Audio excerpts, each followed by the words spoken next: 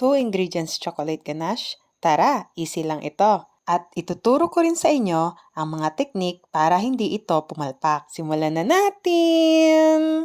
First ingredients ko ay Angel All-Purpose Cream. 370 ml, mas preferred ko ito kesa doon sa maliit upang hindi na mabitin dahil marami-rami rin ang paglalagyan ko nito. Ayan, iset nyo lang sa low fire ang inyong apoy upang hindi agad ito masunog. Mag-continue lang sa paghalo upang maiwasan ang pagkasunog ng ating all-purpose cream. Madali lang itong gawin, hindi nyo na kailangan itong pakuluin, tamang pag-simmer lang. Yung medyo mainit-init lang na kayang itunaw ang chocolate. Alalay lang sa apoy dahil kapag nasobrahan naman sa luto ang chocolate ay nag-iiba ang texture nito. Kaya kailangan simmer lang ito upang kapag nagkaroon ka ng tira ay pwede nyo pa itong i-restore at kapag ininit na ay maganda pa rin ang texture ng inyong chocolate ganache.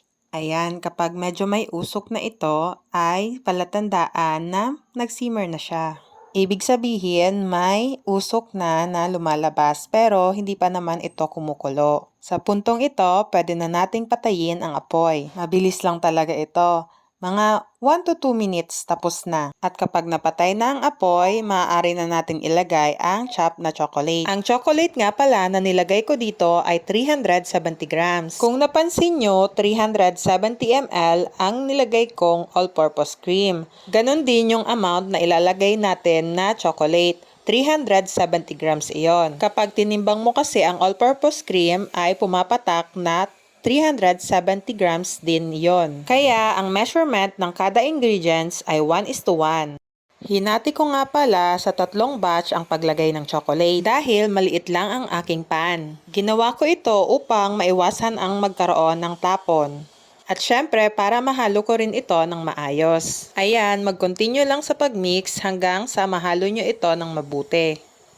O, diba? Napakasimple lang naman itong gawin at napakasarap pa. Ganitong chocolate ganache ang inilalagay ko sa aking Graham dessert.